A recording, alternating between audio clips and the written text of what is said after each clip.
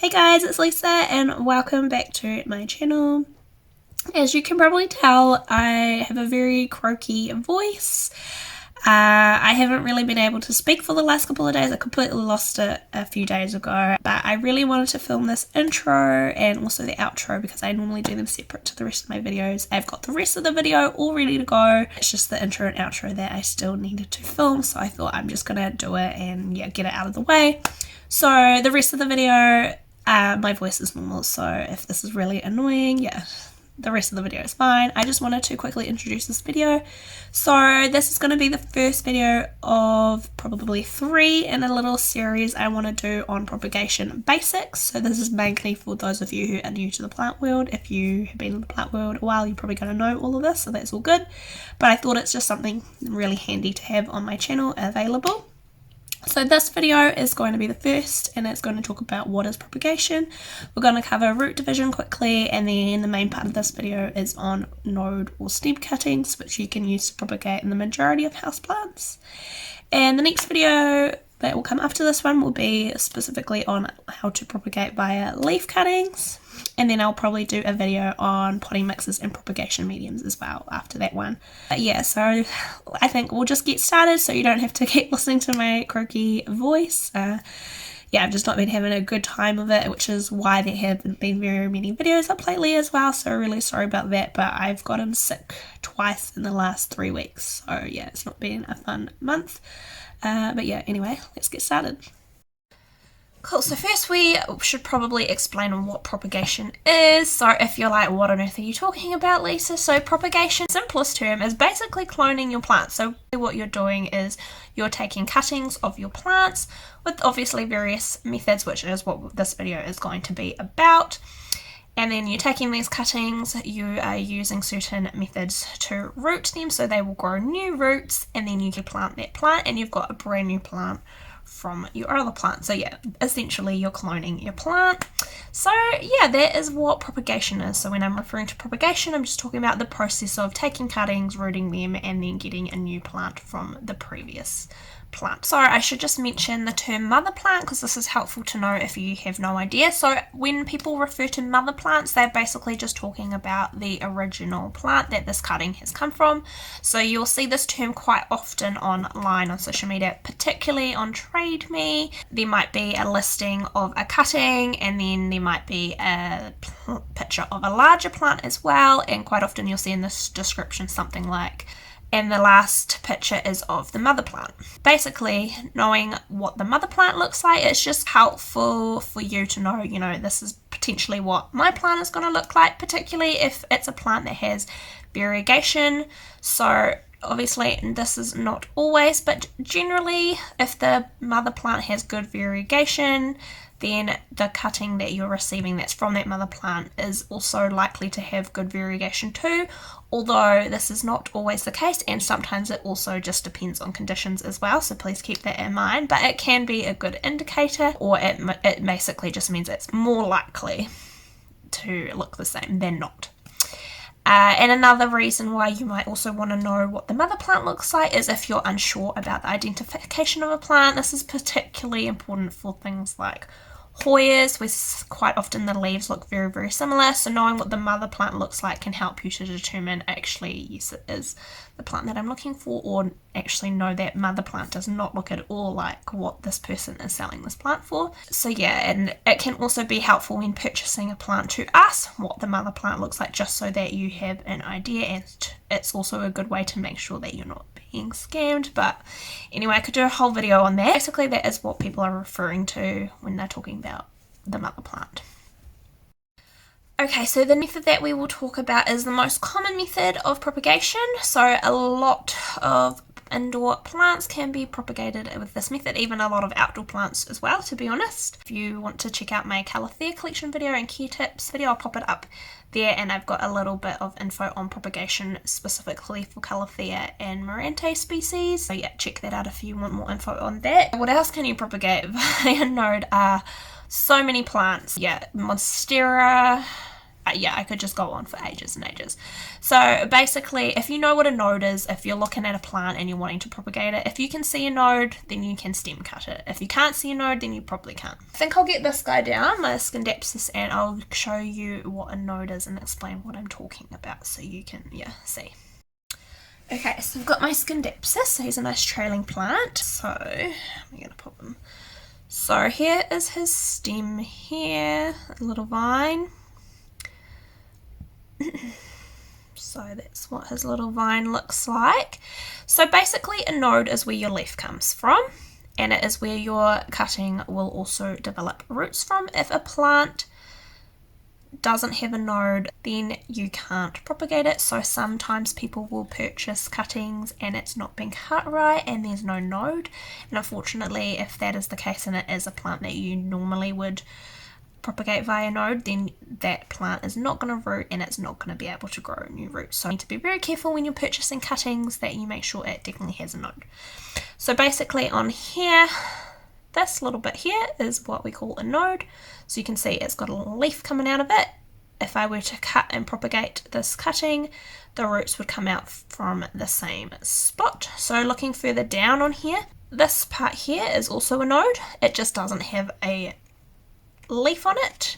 So yeah, it's a bit hard to tell on camera, but you can see there's kind of just like a line in the stem, and that's where the node is, and when you feel it, it's kind of like bumpy. So you've got two nodes here, a node here and a node here where my where my fingers are. Anywhere between there, that area is not going to root and you are not going to get plants from this. So that's a node, that's a node, that's a node, that's a node. There's another node where the leaf is coming from. So if I were to do a cutting of this Saturn pothos, what I would do is I would cut a little bit on either side of the node, so probably about here where my fingers are. So leave it, you want to leave a little bit of stem, probably a finger width or so. This is just in case the cutting rots, so then you have a little bit of allowance. If the stem starts to rot, you can usually cut it back a little bit and hopefully the plant will be okay. If you don't leave enough stem, then if it does rot, it will probably just rot the node and then that cutting is a goner. So yeah, if I was taking a cutting, I would just cut here and here, and that would be my cutting. You also don't necessarily need to have a leaf as long as you have a node. So if I wanted to, I could also take a cutting of either side of this node here. Even though it doesn't have a leaf, I could still chuck it in some water or some sphagnum moss or whatever I'm propagating it in, and it could still root and it could still develop a leaf later on. So yeah, that's totally possible as well. A lot of people think you need the leaf, but you don't necessarily need it. So yeah, that is basically what that looks like. I'll just move this guy back and I'll show you a couple cuttings that I have already done of my monkey mask. So monkey mask is also similar. It's a trailing plant, so I've taken a few cuttings of him and I'll show you some that are starting to root. So, okay, here we go. Here is my cutting of a monkey mask. So that's the leaf. And so that is my cutting. So I've left a little bit of stem on either side, and you can see that it's got a node. That's the node right there. And once the root is big enough, then I will pot it. So I'll show you some cuttings that I've had going for a while. So these have got roots, and I'm actually going to leave them for longer than this. I like my roots to be nice and long because it just gives you a better chance of survival. So here's another monkey mask cutting. So here's your node. And as you can see, it's got a big chunky root coming out there, and it's actually growing a new leaf too. So you can see that that's a new leaf will grow from there too. So yeah, there's that one, and then I've also got this cutting as well. So its node is here, and it's developing a root. You wouldn't want your root to be smaller than this before you plant it for monkey mask. I like them to have really good roots, so I will probably wait until it gets a second root, and once it's got a second root that's about the same size, I will probably pot it. This guy is a very chunky root. I would say I will leave it for a couple more weeks, and when it's a few centimeters longer, I will pot it. The general rule of thumb is no less than 10 centimeter root you would like. Any smaller than that and it's not as likely for the plant to survive once you transplant it into soil or pot it up. I say no smaller than 10 centimeters, but I kind of prefer like 15 to 20 centimeters or quite a few roots as well. Instead of just one root, if you have 2 or 3, that's even better. That's great. So yeah, that's my cuttings. So looking very cute in their little pot of water. So just to show you an example, I've been cutting up this satin pothos as it got root rot, which I could tell because the leaves were all curly even when I watered it. So I had a vine that looked like this, and then what I've done is I've cut it into lots of little cuttings, so like this. And then each of these cuttings will get propagated and should grow its own pair of roots from the node, and then I can plant them back into a pot. Yeah, that is stem cuttings. I'll show you maybe on some different types of plants just so you get an idea. So this is a peperomia. So this guy has some nodes. So this is a node here where the leaves are coming from. There's another node where the leaves are coming from. So if I was doing a cutting of this guy, I would go, I could cut here, and then he could develop some roots from there, but I probably wouldn't do that just because he doesn't have any stem above that. Even better place that I would probably cut it, I'd probably cut it here, and then I've got this node and this node, so that's even better, more likely for success. So yeah, that's an example for peperomia. So node there, and there's a node there. So yeah, I could cut him there and propagate him that way. What else have I got here? I've got a Hoya. So Hoya are a little bit different in terms of rooting. So they can root all along their stem as well as on the node. So that was what confused me a little bit when I first got into propagation, because yeah, I was just like, what? Because it's a bit different to other plants. So yes, a Hoya can root all along the stem, but it still needs a node. If it doesn't have a node, it's not going to grow more leaves. So if you're taking cutting, you still want to have your node in it. So this is my Crimson Queen. She's very cute. So we can see, so this is a node here. So you can see there's a node there, and then I've got another node here. So if I was taking cutting of this girl, I'd probably cut her about here, let's say. And she will probably root all along the stem or from the bottom of the cutting, or she can from the bottom of the cutting all the way to the top. But the main thing is that she has a node, so she will grow more leaves later. It doesn't really matter where the roots grow. So yeah, that is just an example of a Hoya. I've also got my Hindu rope here, so here's a good example because I've got a few nodes here. So this guy's got quite a few nodes. So he's got one here, one here, one here, one here. So I could chop anywhere between all of those. Just on this bit here, I could get 1, 2, 3, 4, probably 4 or 5 cuttings out of just this part here. So yeah, that's kind of what that looks like. I just wanted to show you an example of a begonia that you can also do a stem or node as well. So this is my Begonia angularis. So with this type of begonia, it does have nodes. So if we look at the back of the plant, so yeah, it's actually got nodes. So it's got a node there, it's got a node there and there. So for this type of begonia, I would be propagating it via the nodes. So exactly like I said for the Scindapsus, but for this begonia as well.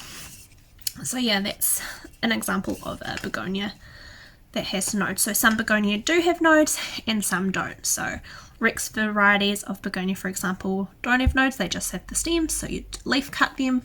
But yeah, things like angularis, angel wing begonias, they all have nodes as well. Yeah, so if it has a node, you can cut it via node and propagate it that way.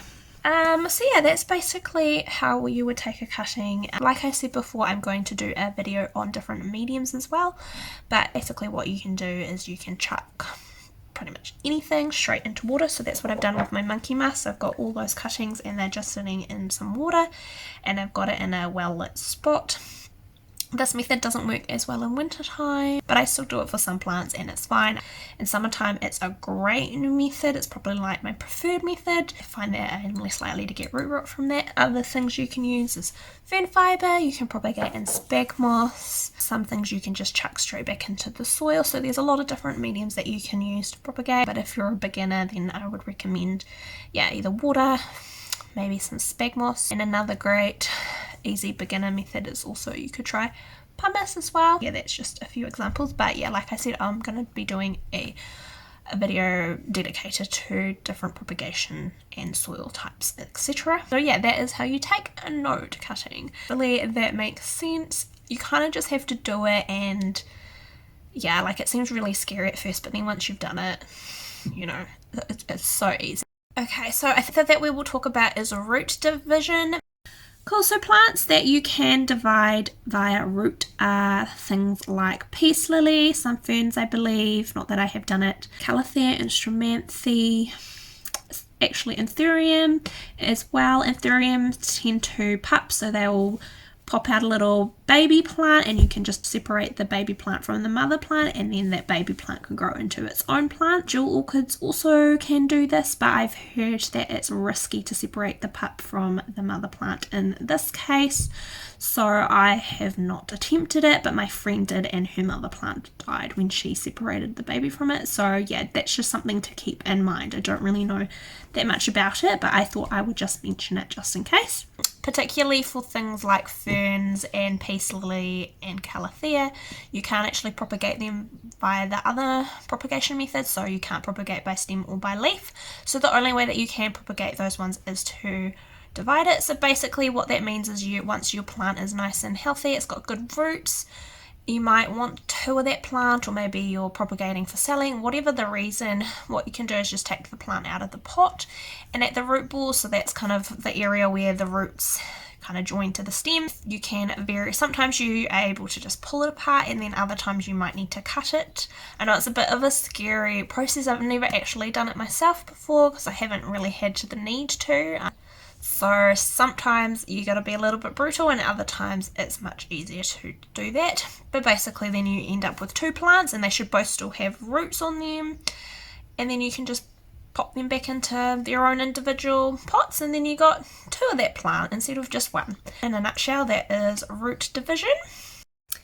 Cool, so that is the end of that video. Thanks for watching. Once again, very sorry for my croaky voice, but I just really wanted to get this video up there. It's just been sitting there waiting for like a couple weeks now, so hopefully it was helpful or interesting. If it was, please give this video a like, and if you would like to know more about how to propagate via leaf cutting for things like begonia, peperomia, succulents, etc., then that will be my upcoming video, so please hit subscribe so you can see that, and I will hopefully see you next time. Bye!